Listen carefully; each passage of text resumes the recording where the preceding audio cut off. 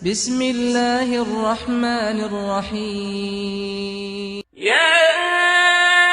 أيها الناس قد جاءتكم موعظة من ربكم وشفاء لما في الصدور وهدى ورحمة للمؤمنين. الحمد لله رب العالمين، والصلاة والسلام على أشرف الأنبياء والمرسلين، أما بعد. سبحانك لا علم لنا إلا ما علمتنا إنك أنت العليم الحكيم.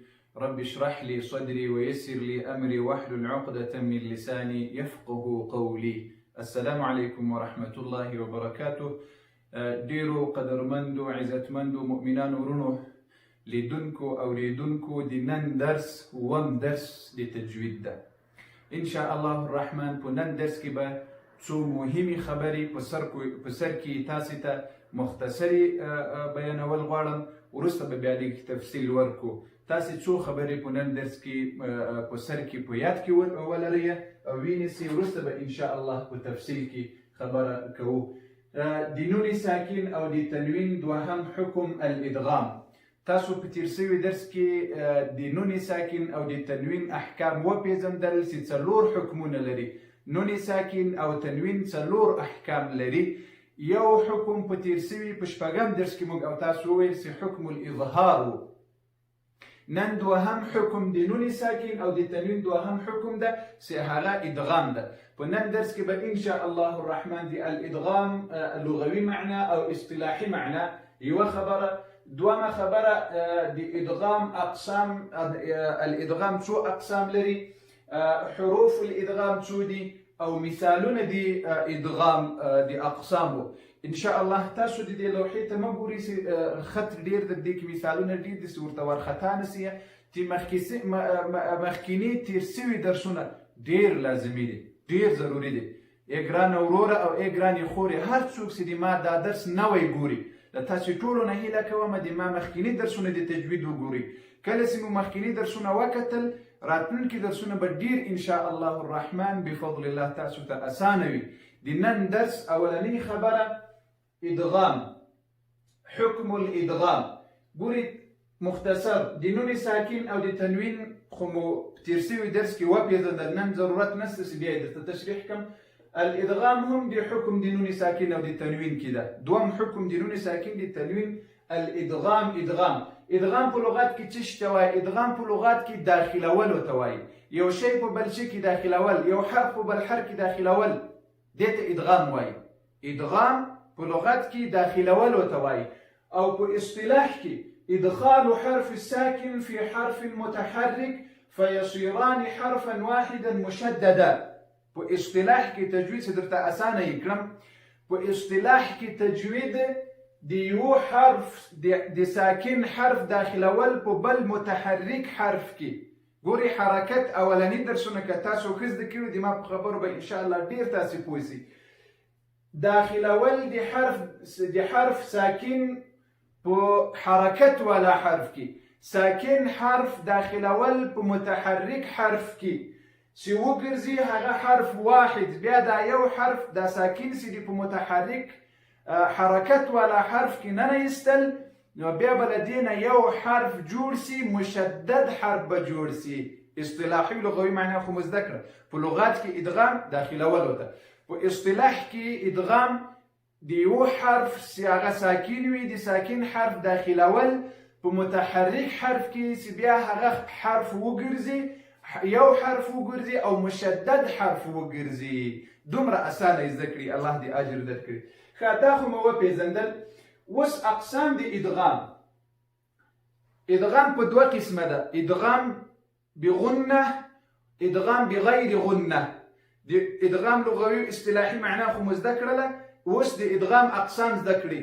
ادغام بغنه یعنی ادغام له غنې سره، دا یو قسم ده.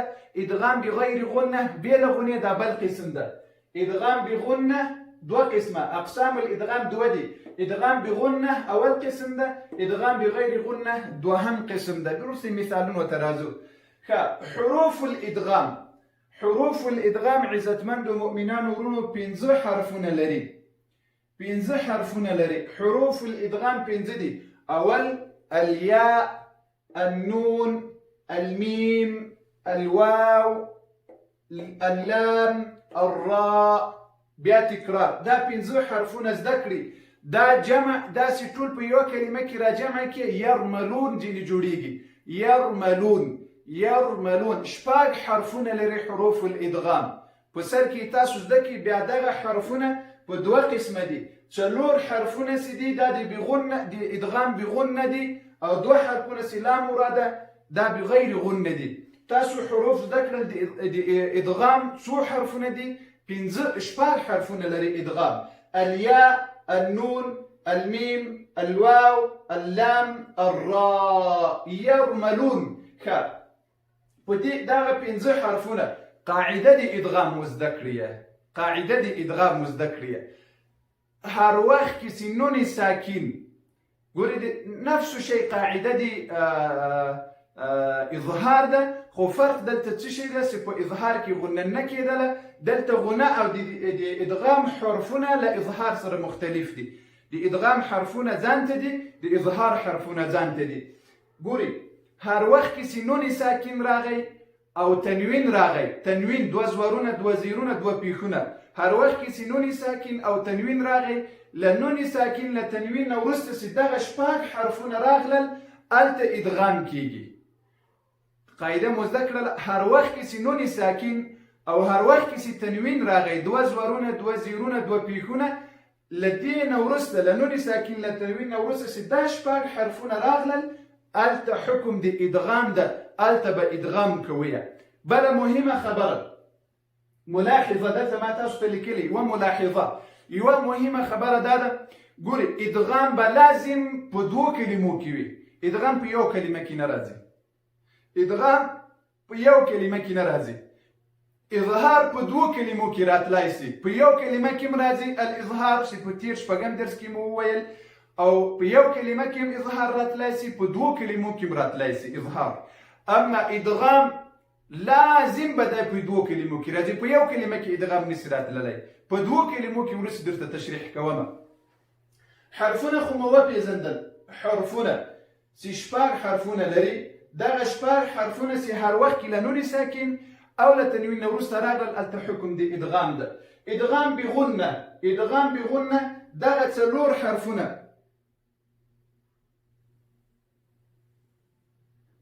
دا څلور حرفونه ینمو، ینمو، یا، الياء، النون والميم والواو. دا څلور حرفونه د حروف ادغام بغنه دي. دا څلور حرفونه د ادغام بغنه دي. هر وخت کې چې دغه څلور حرفونه له نون ساکن له تنوین نه وروسته راغلل هلته به ادغام کوئ سره له غنې، هلته به ادغام سره له غنې. او کله چې لام او را له نون ساکن او له تنوین نه وروسته راغلل لام او را، هلته به ادغام بغیر غنه کوئ. اوس په مثالونو کې تاسو ته تشریح کوم. هلته به یې تاسې ادغام بغیر غنه کوئ. دغه څلور حرفونه ینمو،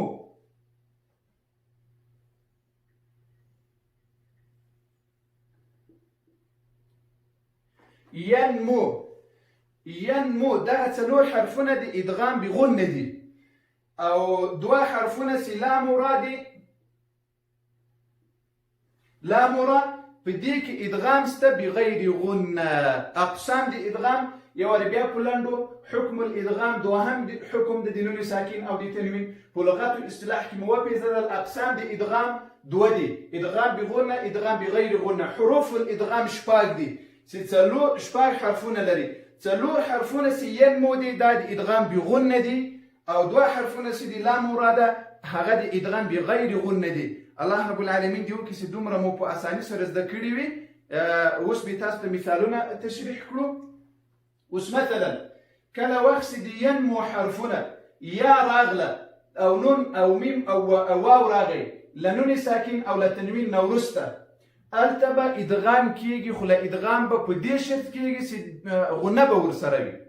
دغه څلورو حرفونو کې ینمو کې او کله چې ادغام بغیر غنه راغی ادغام بغیر غنه لنون ساکن لتنوین ورست سلام راغی وراله را حرف د را راغی الته به تاسو ادغام کوي غنه بنه کوي ښه غنه خو تاسو ګوري تیر سوي درس مراجعه وکي که کوم رور په غنه باندې نه پوهیږي ښه اوس تاسو ته د ادغام بغنه مثالونه تاسو ته وایم ادغام بغنه هغه ادغام شو غنه ورسره وي امثله ادغام بغنه مثالونه د ادغام دي هغه ادغام شو غنه ورسره وي ښه اول مع نون الساکن اول سر به تاسو ته نون ساکن ګوري مو تاسو په سر د درس کې د نون ساکن او د تنوین دوهم حکم ګوري دلته زه تاسو ته اول د نون ساکن مثالونه بیا د مع تنوین د دوه زرو د دوه زیرو د دوه پیښو مثالونه بیا به وروسته مثالونه د ادغام بغیر غنه تاسو ته پیش کوم مع نون الساکن لنون ساکن نو وروسته ګوري یا راغلی ده من يعمل ګوري نون ساکن راغی حرکت نه لري دلته یا راغله نون ساکن نه وروسته یا راغله یا تاسو وپېژندله چې یا د حروف د ادغامونه ده چې اول درته ګوري په ین مو کې نو قاعده تاسو وپېژندله چې له نون ساکن نه وروسته دغه څلور حرفونه راسي چې یا نون میم واو الته ادغام حکم څه شي ده الته حکم د ادغام ده هغه ادغام به سره له غنې کوي ګوري من يعمل غنه به د دوه حرکتونو په اندازه باندې به کش کوي د دوه حرکتونو په اندازه داسې به نه وایي اساسي من يعمل غلط ګوري نون ساکن ورسته حرف د یا راغلی ده ولې غلط ده من يعمل یا زیاته غنه پکې کول شي من يعمل دومره وګدوالی هم غلط ده افراط ده پکې او تکلف ده پکې باید تکلف قرآن عظیم شان کې موږ او تاسو ونه کړو من يعمل دلته حکم ولې د ادغام بغنه ده ولې له نون ساکن نه وروسته یا راغلی یا له حروف د ادغام نه ده کله چې له حروف د ادغام نسو نو دلته قاعده د ادغام راغله حکم د ادغام راغی دلته به غنه هم په له ادغام سره ملګری کوم چې د دوه حرکتونو په اندازه به کشوم من يعمل دوه حرکته دوه مثال د میم ګوري د نون ګوري یا نون ينمو د نون مثال له نون ساکن وروسته من نار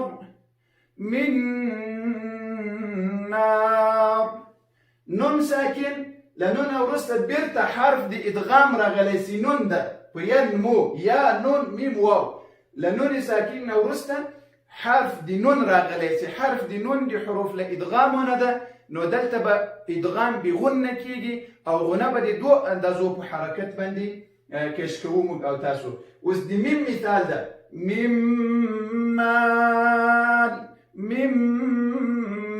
مال داس بینوي شو من مال غلط شو ولې قاعده د ادغام را نه پاتې شو ولا یا من نار هم غلطه ولې ادغام را نه پاتې شو ولا قاعده د ادغام مع الغنه خو مو پیژندل کله سي نون ساکن او تنوین نورسته دغه څلور حرفونه راسي دي ینمو یا نون میم واو الته حکم د ادغام بغنه ده یعنی ادغام بکو سره له غنې د دوه حرکتونو په اندازه به الته موږ او تاسو غنه کش کوو ښه دریم مثال د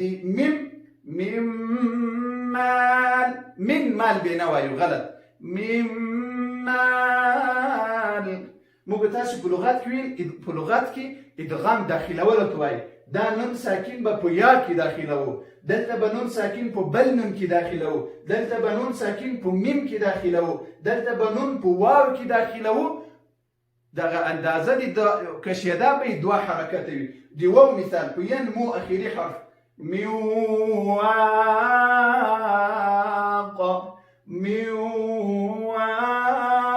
داس بنوي سي من واق غلط ولي قاعده د ادغام لنا فاتسوا دلته به ادغام کوو نون به په واو کې داخلو او غنه به د دوه حرکتونو په اندازه کوو میواق دا څلور مثاله د دې څلورو حرفونو کولای شئ تاسو په خپل قرآن عظیم شریف کې نور مثالونه پیدا کړئ دا خو د نون ساکن نه وروسته سي حروف الادغام بغنه راغلي وي. له نون ساکن نه وروسته حروف الادغام بغنه دا څلور حرفونه یا نون می واو. له نون ساکن نه یا راغلي وروسته، له نون ساکن نه وروسته نون راغلی، له نون ساکن نه وروسته میم راغلی، له نون ساکن نه وروسته واو راغلی ده. په دې ټولو کې ادغام مع الغنه ده. ما تاسو ته قاعده مخکې مې یو خبره تاسو ته وکړه چې ادغام به لازم په دوو کلمو کې وي، ادغام په یو کلمه کې نه راځي. ګورئ من یوه کلمه ده، یعمل بله کلمه ده، من یوه کلمه ده، مال بله کلمه ده. په دوو کلمو کې به راځي، په یو کلمه کې نشي راتللی. اوس مع التنوین له دوو زورو، دوو زیرو، دوو پیښو سره د ادغام مثالونه. ادغام مع الغنه له غنې سره. ګورئ لقوم يتفكرون، لقوم يتفكرون. داس بینوای شو لقوم يتفكرون. ګورئ تنوین راغی، د میم لاندې دوه زیرونه د تنوین ده. دا تنوین به په دې یا کې داخله وو. ولې به داخله وو؟ دا یا سي ده، دا له حروفو د ادغام نه ده. ګورئ له حروفو د ادغام نه ده. کله چې له حروفو د ادغام نشوله، دلته به ادغام مع الغنه، ادغام به له غنې سره کوو او د دوه حرکتونو په اندازه باندې به څه شي کوو؟ اوږدوالی به پکې کوو. ګورئ لقوم يعلم، لقوم يتفكرون. بس بناوس لقوم يتفكرون. يا اوږدوالی لقوم اوږد نه غلط، د دوه حرکتونو په اندازه. ګورئ تنوین مو په یا کې داخل کړل. په لغات کې او په اصطلاح کې لازمي یې وپېژنئ. الله دې اجر درکړي. ښه دا خو د تنوین نه وروسته سي یا راغلی ده. اوس له تنوین نه وروسته څه شی راغلی ده؟ نون راغلی ده. ملکا نقاتل، ملکا نقاتل. داسې بینوی شي ملکا نقاتل. نه، قاعده د ادغام رانه پاتې شوه. ګورئ دلته مالکن د کا په سر دوه زورونه د تنوین ده. دا تنوین به په دې نون کې داخلومه. دا نون دوهم مثال د تنوین ده. ګورئ دوهم حرف دی ادغام ده. ملکن نقاتل، دوه حرکته. دا خو د نون مثال شو له تنوین نه وروسته. هر ځای په قرآن عظیم شان کې دا قاعده زده کړئ. په ټول قرآن عظیم شان کې له نون ساکن او له تنوین نه وروسته سي شپږ حرفونه د ادغام راغلل. هلته به موږ او تاسو ادغام کوو، هلته به حکم د ادغام وي. ادغام مع الغنه کې به دوه حرکته غنه کوو چې هغه مثالونه تاسو وپېژندل. بدون غنه، بغیر غنه به اوس تاسو تشریح کړم. اوس دریم حرف مثال په تنوین کې سي میم ده. ګورئ مع التنوین قوم مسرفون، قوم داس بینوی شي قوم مسرفون. غلط، بعض اکثر ورنه قوم مسرفون. نه دا غلط ده. دلته به دغه تنوین چې د میم په سر باندې دوه پیښونه راغلي، دا به په میم کې داخله وو. ګورئ ادغام خو تاسو وپېژندل. نون ساکن په بل حرف کې داخلول، ساکن حرف په بل حرف کې داخلول. دلته تنوین په میم کې داخلول. دا تنوین په میم کې داخل، دا میم په دې بل میم کې داخلول. د تنوین مثال قوم مسرفون، قوم مسرفون. غلط، قوم مسرفون. دا خو دا مثال شو. اوس د واو مثال له تنوین نه وروسته ووالد وما ولد، ووالد وما ولد. دا دوه زیرونه لري تنوین ده. له تنوین نه وروسته څه شی راغلی؟ واو راغلی. واو د څه شي له حروفو ده؟ د حروف د ادغامونه ده. واو د حروف الادغامونه ده او حرف د ادغام مع الغنه له غنې سره دا واو ده. اوس مو زده کړل د تنوین مثالونه مو هم زده کړل، د نون ساکن مثالونه مو هم زده کړل. الله رب العالمین د توفیق درکړي چې زده یې کړي. اوس امثله د ادغام بغیر غنه. مثالونه د هغه ادغام چې ادغام موږ تاسو په دوه قسمه کړل. ادغام مع الغنه، ادغام بغیر غنه. ادغام له غنې سره او بیا له غنې سره. دا مو د ادغام مع الغنه د غنې مثالونه مو زده کړل. هغه ادغام چې غنه ورسره وي. اوس ادغام بغیر غنه. ادغام بغیر غنه کله چې نون ساکن راغی او تنوین راغی، له هغه وروسته چې لام را راغی. لام را هلته به تاسو ادغام کوئ بې له غنې، غنه به نه پکې کوئ. د ادغام بغیر غنه هغه ادغام چې غنه پکې نه وي هغه دوه حرفه لري، د لام او د را، د لام او د را، اللام والراء. او د ادغام چې غنه پکې وي د هغه څلور حرفونه دي، یا نون میم الواو. دا څلور حرفونه د ادغام د غنې دي چې غنه پکې وي، دوه حرفونه د ادغام بغیر غنه چې غنه پکې نشته. قاعده خو مو په اوله سر کې زده کړه، اوس مثالونه وګورئ. من لدنا، لنون ساکن نه وروسته لام راغلی ده، لنون ساکن نه وروسته لام راغلی. ګورئ موږ تاسو په مخکې ویل چې ادغام به لازم که بغیر غنه وي که مع الغنه وي په دوو کلمو کې به راځي. د بغیر غنه خو مو ولیدل د قوم یو کلمه ده، یتفکرون بله کلمه ده، نو په دوو کلمو کې راغلی ده. ادغام مع الغنه، ادغام بغیر غنه هم په دوو کلمو کې راځي. من لدنا، من ربهم، ټول به په دوو کلمو کې راځي. ښه، نون ساکن راغلی، له نون ساکن نه وروسته لام راغلی ده. ګورئ لام، له نون ساکن نه وروسته لام راغلی ده. نو دلته به موږ څه شی کوو؟ دلته به موږ ادغام بغیر غنه کوو. دلته حکم د ادغام د موږ تاسو ته چې ادغام وکړئ لیکن غنه پکې مه کوئ.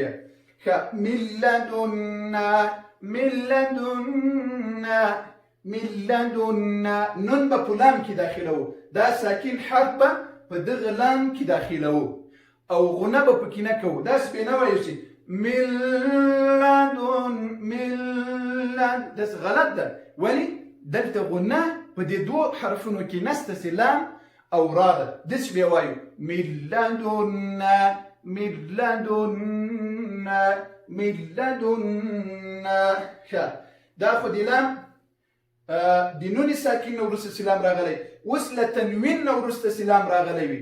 ویل لکل، ویل لکل همزة لمزة، ویل لکل، ویل، داسې به نه وایو چې ویل لکل، ویل لکل، غلط ده. داسې به وایو، داسې به هم غنه پکې نه کوو چې ویل لکل، غلط. ولې غنه مو پکې وکړه؟ ځکه دا دوه حرفونه بغیر غنه دي، غنه به نه پکې کوو. ویل لکل، ویل لکل. ښه، دا خو مو د نون ساکن او د تنوین نه وروسته سلام راغلی ده. اوس د حرف د لام مثال مو زده کړل. اوس د حرف د را مثال. له نون ساکن نه وروسته سرا راغلی وي، څنګه به وایو؟ من ربهم، من ربهم، غلط. من ربهم به نه وایو، من ربهم. ولې دا نون ساکن ده، دغه نون ساکن به په را کې داخلوو. کله چې مو په را کې داخل کړل څنګه به وایو؟ من ربهم، من ربهم. داسې به نه وایو من ربهم، غلط. او داسې به نه وایو من ربهم، دا هم غلط ده. داسې به وایو من ربهم، من ربهم. ښه، اوس له تنوین نه وروسته سرا راغلی وي. غفورا رحیما، غفورا رحیما. داسې به نه وایو غفورا رحیما، غلط ده. یا به داسې به نه وایو غفورا رحیما، دا هم غلط ده. ولې؟ دلته له تنوین نه وروسته او له نون ساکن نه وروسته حرف د ادغام راغلی، سرا ده. هغه ادغام هم بغیر غنه ده. نو څنګه به وایو؟ غفورا رحیما، غفورا رحیما. الحمدلله، وم درس پای ته ورسېدل. په ډېر اختصار سره دوهم حکم د نون ساکن او د تنوین الادغام.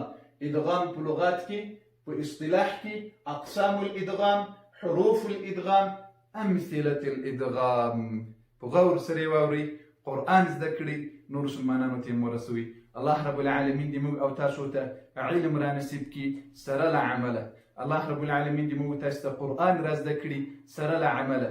الله رب العالمین دې موږ او تاسو ټول اهل د قرآن جوړ کړي. په تاسو مو حق دا ده چې نور مسلمانانو ته یې ورسوئ او د الله رب العالمین نور بندگان هم قرآن په صحیحه طریقه باندې زده کړي.